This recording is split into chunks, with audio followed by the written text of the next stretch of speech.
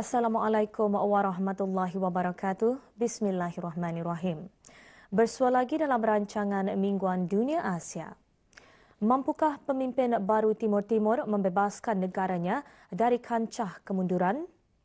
Pilihan raya pemilihan calon presiden baru menunjukkan Francisco Guterres dan Taur Matan Ruak memperoleh hitungan undi paling banyak, mengalahkan undi bagi Ramos Horta.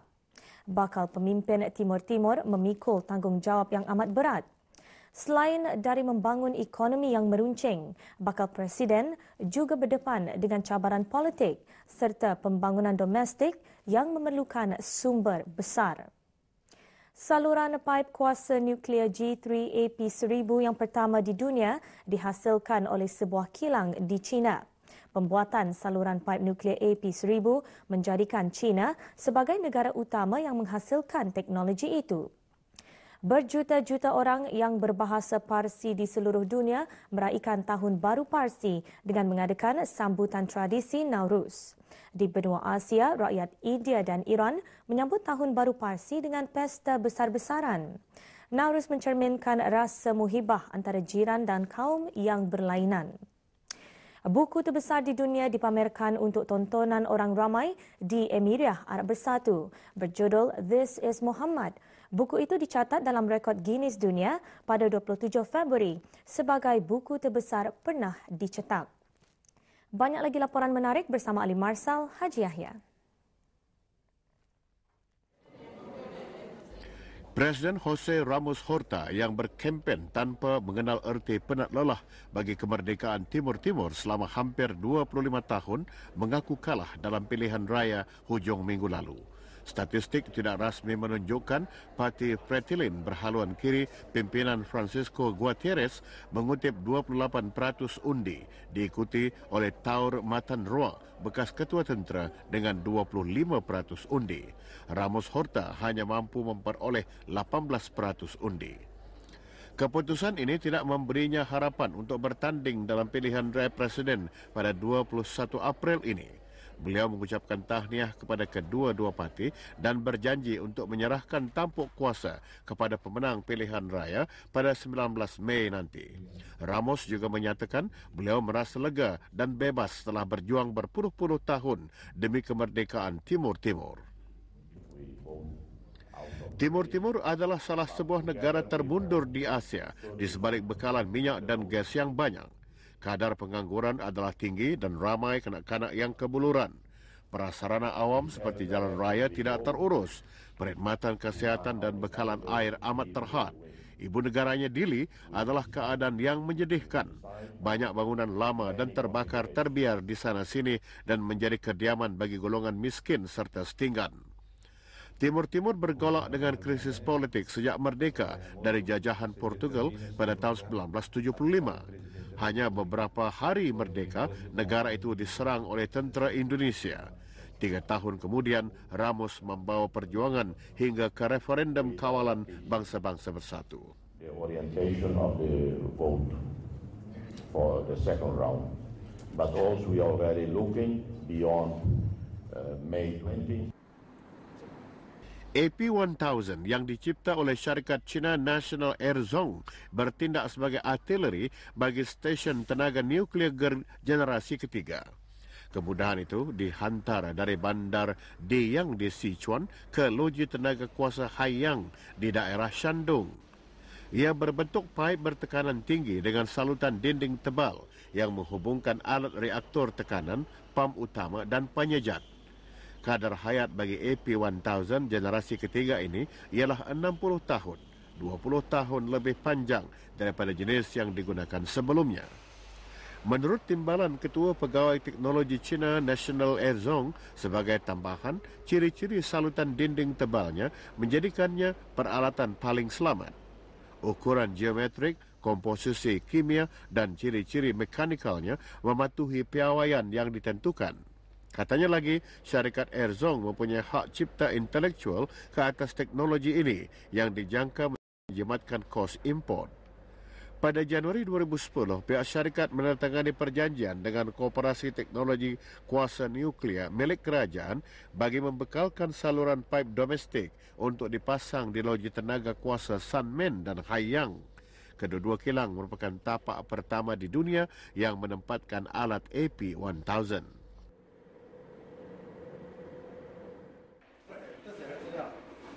6 orang maut apabila sebuah kapal yang mengangkut batu tenggelam di perairan utara Taiwan. Pihak berkuasa kawalan pantai melaporkan 7 orang cedera dan 2 lagi hilang. Kapal Haisheng yang membawa muatan 4,000 tan batu mengalami kerosakan enjin kira-kira 2 jam selepas bertolak dari pelabuhan Keelung dalam pelayaran ke Hualien. Menurut laporan pentadbiran kawalan pantai, 6 orang anak buahnya meninggal dunia semasa dikejarkan ke hospital. 4 daripada mereka dikenal pasti warga Indonesia dan selebihnya rakyat Taiwan. Kedua-dua kru yang hilang ialah kapten dan jurutera kapal. Menurut sumber terdekat, kapal itu tenggelam kerana membawa muatan yang berlebihan.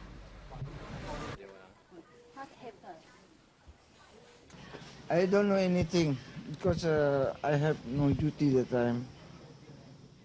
Right? Pemimpin Iran menyeru semua negara saling bekerjasama antara satu sama lain demi menangani sistem global yang tidak seimbang. Dalam pertemuannya dengan Duta Baru Indonesia ke Tehran, Presiden Mahmud Ahmadinejad berkata tidak dapat diterima jika segelintir negara membuat keputusan untuk semua negara.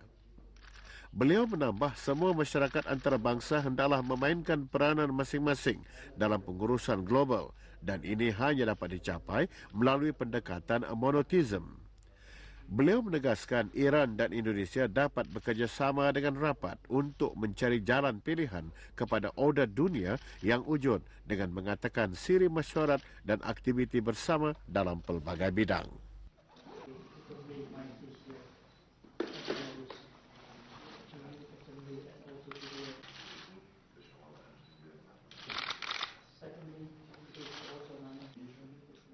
Tradisi Nowruz yang bersempena dengan hari pertama musim bunga adalah salah satu acara yang amat dinanti-nantikan oleh masyarakat berbahasa Parsi. Sambutan ini diraikan sejak 3,000 tahun lalu. Bagi rakyat Iran, Nowruz bermakna pembaharuan dan perubahan. Mereka meraikannya dengan berkunjung ke rumah sanak saudara dan sahabat handai dan memberi penghormatan kepada ibu bapa serta saudara yang berusia. Mereka juga sibuk membersihkan rumah dan membeli pakaian baru sebelum kedatangan Nowruz. Rakyat Iran juga bersembahyang di masjid-masjid utama. Mereka turut melafazkan rasa syukur yang mengandungi nilai-nilai spiritual dan sosial. Antara doa syukur ialah bagi rahmat tanam-tanaman, makanan dan juga rezeki. Kesemua rahmat ini dipercayai membawa keberkatan kesehatan, kasih sayang, kecintaan dan zuriat di masa-masa akan datang. Mereka juga berikrar untuk menghindari perkara yang tidak mendatangkan faedah. Hari Nowruz antarabangsa termasuk dalam senarai UNESCO mengenai warisan budaya abstrak pada 23 Februari 2010. Pertubuhan Bangsa-Bangsa Bersatu turut mempromosi Nowruz dengan mengadakan pelbagai perayaan di samping memperkenalkan tradisi ini sebagai lambang keamanan dan persahabatan di kalangan generasi dan keluarga. Penerbitan buku This is Muhammad mengambil masa 16 bulan untuk disiapkan. Berukuran 5 meter panjang, 4,03 meter lebar dan seberat 1,5 tan. Buku ini dianggarkan bernilai 2,99 juta dolar Amerika di pasaran. Memaparkan tajuk yang berkisar tentang kehidupan Nabi Muhammad SAW, biografi ini dihasilkan oleh para cendekiawan Arab Saudi yang mengambil masa 3 tahun membuat penyelidikan. Buku ini akan dipamerkan di beberapa buah negara di rantau Asia dan juga negara-negara Eropah serta Amerika. Lebih 0,5 juta naskah sudah dicetak untuk dijual. The original one is in Arabic and in future we make it in English and France and China and all language in the world. Sebuah komputer mengalahkan pemain profesional terkemuka Go di Jepun. Perisian yang diberi nama Zen menewaskan Masaki Takemeya, guru permainan Go. Di pusingan pertama, Zen dibenarkan meletak 5 butir batu sebagai kelebihan. Perisian ini berjalan dengan lancar dan mengalahkan Takemeya dengan kiraan tipis 11 butir batu. Dalam permainan kedua, komputer dibenarkan meletak 4 butir batu sebagai permulaan. Zen sekali lagi memperlihatkan kelebihan dengan memenangi pusingan dengan kiraan 20 butir batu. Pihak penganjur berkata ini merupakan kali pertama sebuah komputer menewaskan pemain profesional dalam permainan Go. Salah seorang daripada 2 jurutera yang mencipta perisian Zen berkata dia tidak menyangka komputernya akan menang. Dia berharap untuk mencipta lebih banyak perisian yang dapat mencabar keupayaan pemain profesional tanpa diberi mata kelebihan. Penduduk di lembah Kailash di daerah Chitral, Pakistan mahir dalam bermain permainan hoki salji. Ini kerana mereka dilahirkan dan dibesarkan di kawasan yang terletak beribu-ribu batu di atas paras laut. Dengan salji yang turun dengan lebatnya dan suhu cuaca jatuh di bawah paras sipar, penduduk di Chitral lebih suka tinggal di dalam rumah. Namun golongan belia sanggup meredah angin membeku untuk bermain Abojgal, sejenis permainan tradisi yang sama seperti hoki. Pesta Abojgal diadakan selama 3 hari. Setiap kampung mempunyai pasukan sendiri untuk berlawan dengan jiran-jiran. Perlawanan ada kalanya mengambil masa sehingga 5 jam di atas kawasan ais seluas 2 batu. Tidak ada peraturan yang ditetapkan ke atas umur atau jumlah pemain bagi setiap pasukan.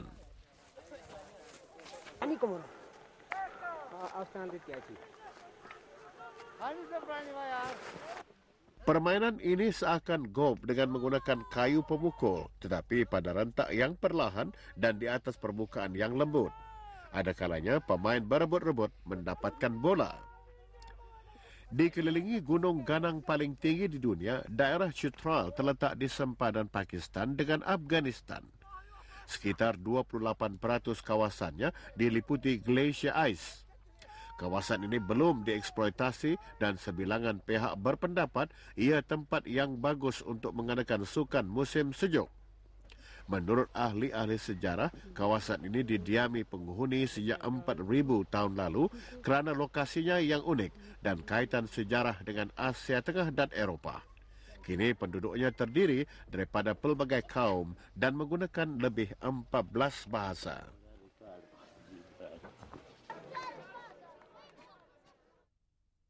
Beralih kepada segmen ASEAN. Krisis jerebu di bahagian utara Thailand berlarutan berminggu-minggu dengan paras partikel debu meningkat ke tahap kritikal. Masalah jerebu bukan sahaja menyukarkan rakyat dari segi kesihatan dan keselamatan, malahan juga menjejaskan ekonomi negara yang sedikit sebanyak tergendala akibat jarak penglihatan yang terhad oleh asbut tebal. Jerebu sering berlaku semasa musim kemarau bila kaum peladang membakar belukar dan membersihkan tanah untuk memulakan musim bertanam. Berbagai usaha dan kempen kesedaran sudah dilaksanakan oleh semua kerajaan serantau ke arah membantu masyarakat peladang mengurangkan pembakaran belukar demi membendung berlakunya jerebu. Di Myanmar, lapangan terbang antarabangsa yang baru dirasmikan dijangka meningkatkan jumlah kemasukan pelancong asing ke negara itu. Dengan adanya kemudahan moden, pengangkutan udara memudahkan orang ramai mengembara ke mana-mana destinasi di seluruh dunia. Teknologi moden turut membantu kerajaan Singapura menjimatkan kos penggunaan tenaga elektrik.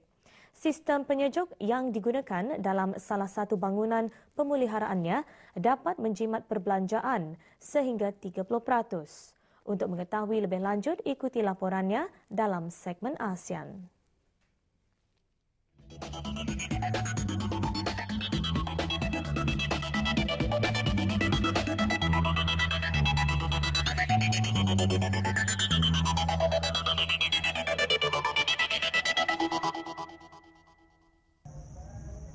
Diburukkan lagi dengan musim panas yang berpanjangan, partikel debu naik ke paras yang membimbangkan di daerah Chiang Rai, Mae Sai. dengan catatan 431,6 mikrogram semeter isi padu. Bacaan ini melebihi 3 kali ganda daripada para selamat. Pembakaran sisa pertanian oleh kaum peladang di Thailand dan juga negara-negara jiran Myanmar dan Laos memburukkan lagi keadaan. Jerebu kini melarat ke 9 buah daerah sejak sebulan yang lalu.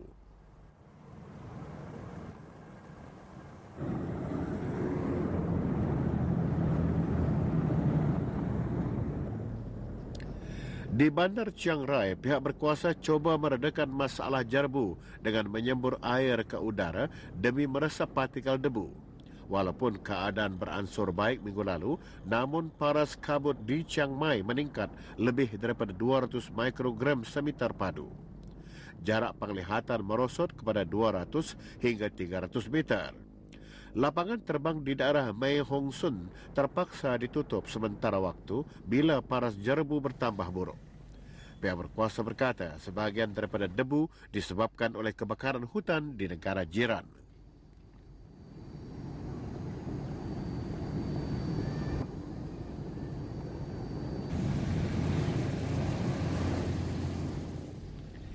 Di bahagian utara Thailand, 4 buah daerah diisytiharkan sebagai kawasan darurat bencana alam. Sumber-sumber air semula jadi bertambah kering dan menjejaskan kaum peladang dan penduduk di lebih 100 buah kampung. Di daerah Lampun, sehingga 40,000 ekar ladang kering tanpa bekalan air yang mencukupi.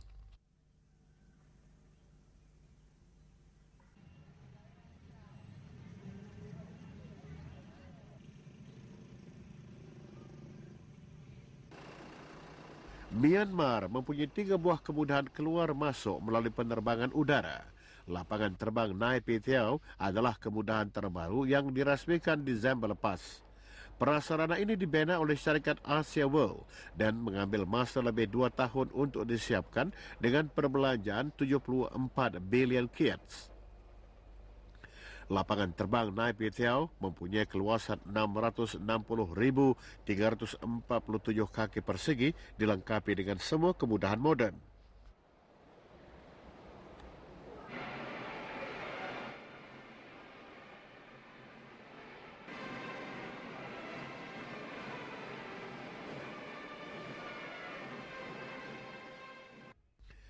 Landasannya dibina sepanjang 12,000 kaki dan 26 kaki tebal untuk menampung keberatan pesawat terbang sehingga 873,000 paun.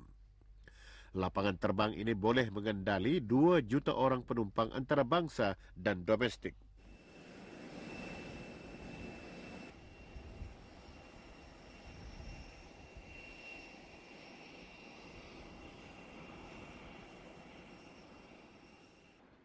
Kubah bunga salah satu daripada 2 rumah pemeliharaan yang terdapat dalam Taman Singapura di pinggir tasik dibuka kepada orang ramai selama seminggu. Taman ini menempatkan pelbagai jenis flora dan fauna luar biasa. Kubah bunga menggunakan reka bentuk yang sederhana, namun ia mempunyai banyak kelebihan. Sistem pemeliharaan bertujuan untuk meniru kondisi kering dan sejuk yang diperlukan oleh tumbuhan. Panel gelas digunakan untuk membolehkan cahaya tembus ke dalam.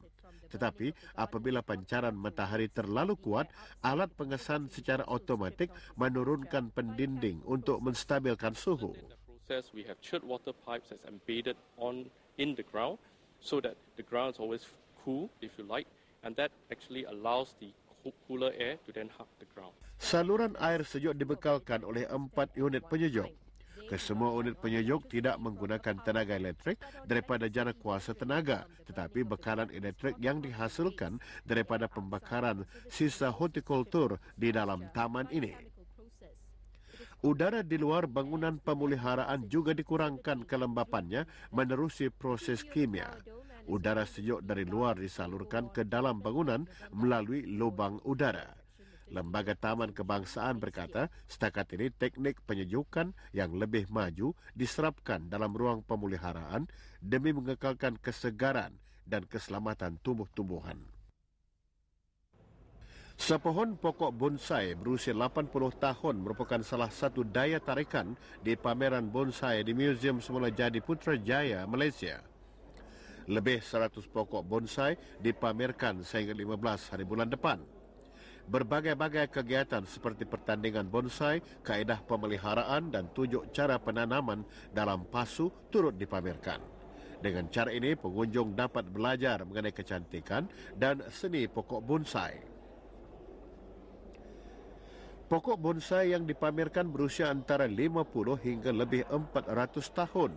Perkataan bonsai berasal dari Jepun yang bermakna ditanam dalam kontena. Ia adalah salah satu kesenian Jepun yang bercambah di zaman Zen sejak lebih 1000 tahun yang lampau.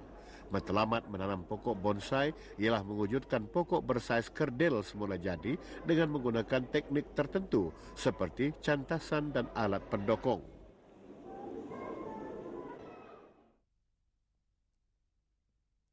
Setakat ini saja paparan Dunia Asia untuk minggu ini. Semoga maklumat yang dikongsikan dapat menambahkan pengetahuan anda dan menjadi panduan yang berguna. Bersua lagi minggu depan dengan laporan yang menarik bersama penerbit yang lain pula. Sehingga itu, Assalamualaikum warahmatullahi wabarakatuh. Salam hormat dan selamat malam.